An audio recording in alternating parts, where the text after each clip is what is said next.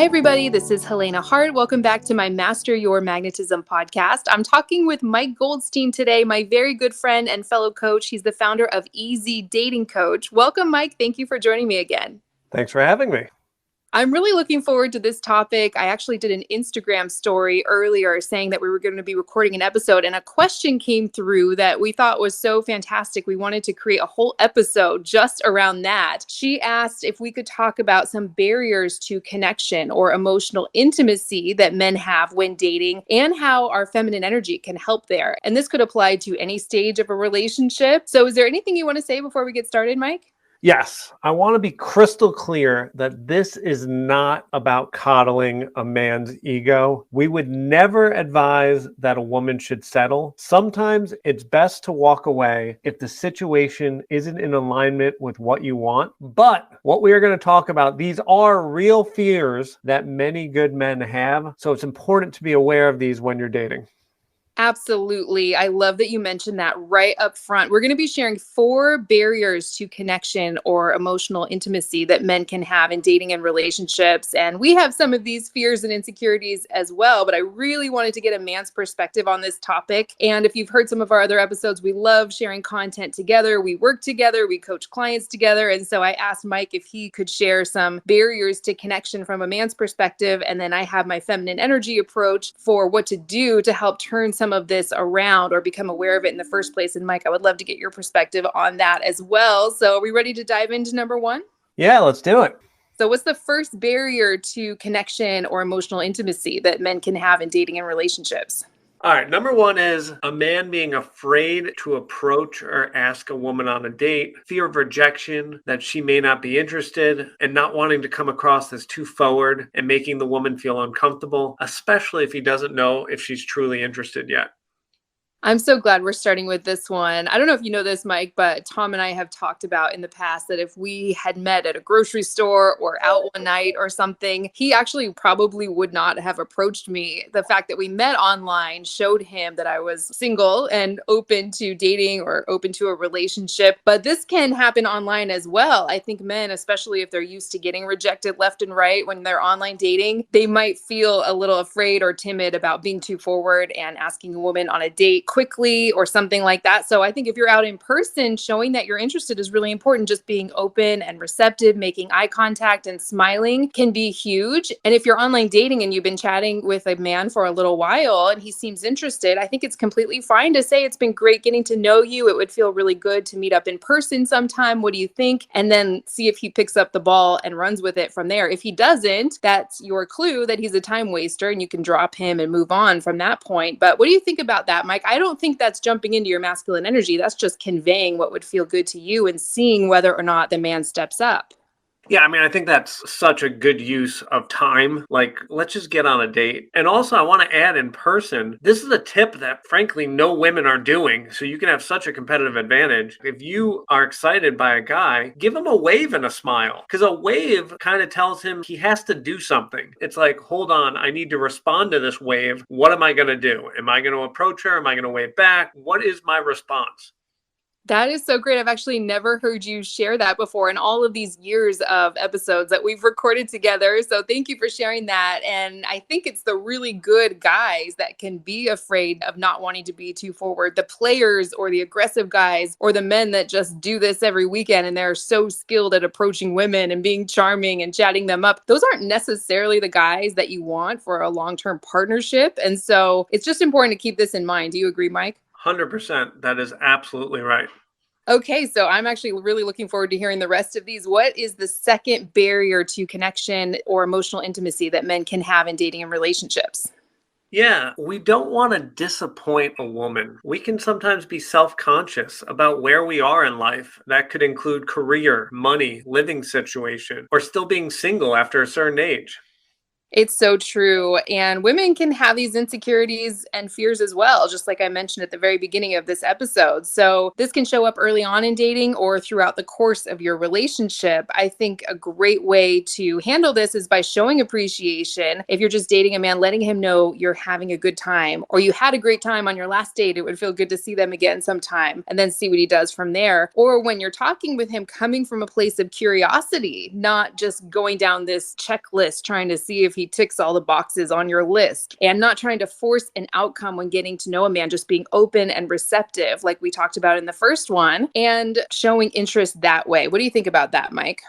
Yeah, I mean, it's absolutely right. I thought this was more of like a 20, 30-year-old thing, but I had a woman go on a date with this guy in his 60s, and he just started a brand new career like a few years ago, started a new company, and didn't have his money figured out. And ultimately, we eventually figured out he's really not available for partnership and dating because he's just so insecure about his money. So we do need to be cognizant about whether he's feeling like a king and can match your queen energy and meet you at where you are.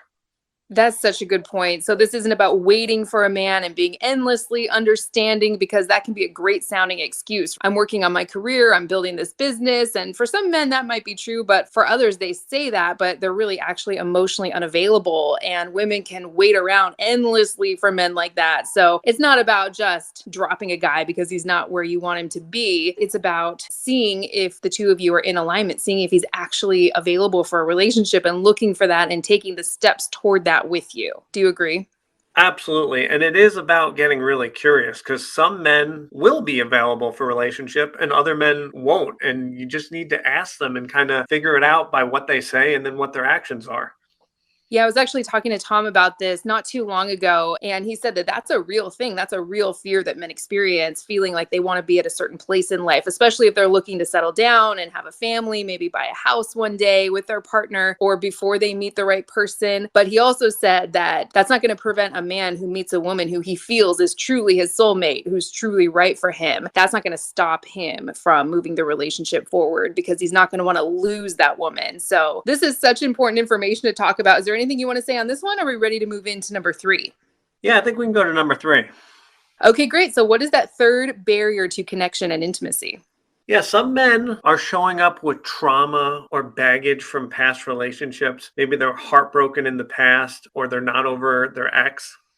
Absolutely. That happens all the time. And women can show up this way as well. This could apply to both men and women. Since my podcast audience is mostly women, we speak from the woman's perspective a lot of times. But a lot of men, rather than dealing with the trauma and working on themselves, they just want to jump into that rebound relationship or that next relationship to kind of put a band aid over how they're feeling. And if you've ever been involved with a man like that, you know that the relationship stalls out at a certain point. It just doesn't move forward onto the next phase. And you can hang around forever waiting for a guy to get over his ex or to resolve his trauma. And that work is often best done by yourself, not in a relationship with a new person. Do you agree, Mike?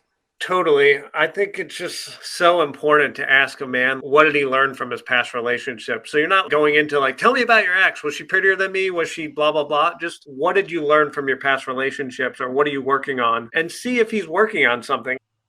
Right. And so the feminine energy piece of this would be really listening to him and believing a man if he tells you with his words or shows you with his actions that he's not ready or looking for something serious or for a committed relationship, if that's what you want. A lot of times, especially when we have strong feelings for a guy, we can ignore these little red flags that he's showing. And typically he's showing them right from the beginning. And we're not really listening to him because we're up in our heads trying to steer things in the direction we want, or we have this hope that it'll work out. So we make excuses for men. We buy into his excuses. We feel bad for him. We buy into his sob stories, and we want to show him that we're different from his ex who broke his heart. And that is the wrong way to go. I have so much to say on that. We could probably do a whole episode just on that. But that can absolutely be a huge barrier to emotional intimacy and the connection. So, is there anything else you want to say on this one? Or are we ready to move into number 4?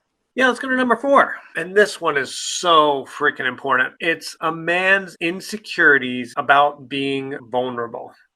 Absolutely. Men can be so afraid to open up sometimes. Women can too, but men are notoriously not great at this. And so, from the feminine energy perspective, I think it's important to go first often. Being vulnerable with him in baby steps, of course. It's not about showing up with your biggest fears and insecurities and spilling that on the first date or anything like that. But when you can be vulnerable in baby steps, that shows him that you love and accept yourself. And on a subconscious level, a man goes, oh, she loves herself. She accepts all of her flaws and insecurities. That's how I know that she's going to accept me and my feelings. She's not going to judge me because she doesn't judge herself. And like I mentioned, this is going on a very deep level. He's often not aware of it, but what he does feel is safe to open up to you. And it's not by you leaning forward and trying to pull things out of him and ask him all the right questions up front. It's about you going first often and just letting him know, I felt a little sad when this happened at work today, or I feel a little anxious about this thing that's happening in the near future. What do you think about that, Mike? I'd love to hear a man's perspective on this. Yeah, I mean, as I've gotten older and started getting more and more access to my vulnerability, what I learned was that the more I provided, the more I was vulnerable and sharing, the more access I got to her heart. So if I could show her, hey, here's some things that I'm a little nervous to share about, but this is my truth, all of a sudden her heart opened up to me. So I quickly realized, oh, I was getting rewarded for being vulnerable. So then I would do more and more and more because I wanted those rewards and that access to her heart and her feeling safe to share and her feeling more connected to me. That's beautiful. I can say the same thing in my own relationship. That was a big turning point for us, even though it was only a couple months into dating. But when we did start becoming more vulnerable with each other, that's when Tom saw me as that one person he just couldn't live without. I'm actually curious, Mike, if you don't mind sharing, what was it about your partner that made you feel safe to open up more and more, especially if that's something you weren't used to doing? With Paige, we just had such easy lines of communication where very quickly we kind of talked about everything and it just came very natural. You know, I knew I was really into her and I wanted her to see all of me and I wanted her to understand who I was. And frankly, I wanted to be efficient. Like I wanted her to see this is who I truly am. And if you like it, let's keep going. And if you don't, that's okay. And, you know, we can stop seeing each other. But I just wanted her to choose me based on all the information, not some of it. That is beautiful. If anyone's interested, the last episode I recorded with Mike, we actually had Paige on and they both gave their perspectives on certain aspects of the relationship, especially when it came to taking things slow and talking through certain things that came up in the early stages of dating. So I'll include that in the show notes because that was such a fantastic episode. I get amazing feedback on that every week. Is there anything else you want to say about this last one, or do you want to recap these 4 barriers really quick before we close out here today? Yeah, let's recap. So, number one, a man being afraid to approach or ask a woman on a date because he's afraid of rejection. Number two, not wanting to disappoint a woman, being self conscious about where he's at. Number three is trauma or baggage from a past relationship. And then number four is insecurities about being vulnerable. Thank you for that recap. We could probably do an episode on each one of these. So, for everyone listening, if you'd like us to go more in depth on some of these barriers to intimacy, let me know. Feel free to email me. I always love getting topic suggestions like we did for our episode today. Is there anything else you want to say before we close out here, Mike? Yeah, Helena and I, either her or me, or both of us as a team, are taking clients right now. So if you want, Helena will put a link and you can sign up for a chat with me and we'll get you signed up for coaching and we would love to help you. Yes, we absolutely love working together and helping women transform their love lives, no matter where they are in dating and relationships. So if you're interested in private coaching from one or both of us, the link to book a free call with Mike is in the show notes. That'll be the first link in there. Thank you so much for coming on again, Mike. This was so much fun. I always love recording episodes with you. Helena, you are the best. Can't wait to hang out soon. And thank you so much for having me on here. Anytime. And for everyone listening, make sure you're following my podcast so you don't miss any new episodes. I have new episodes coming out every week. Just click the follow button on my podcast homepage. On Spotify, that's at the top of my podcast homepage. On Apple Podcasts, you might have to click the 3 dots in the upper right-hand corner so you can follow my show on there. Thanks for listening, everyone. We'll talk with you again soon.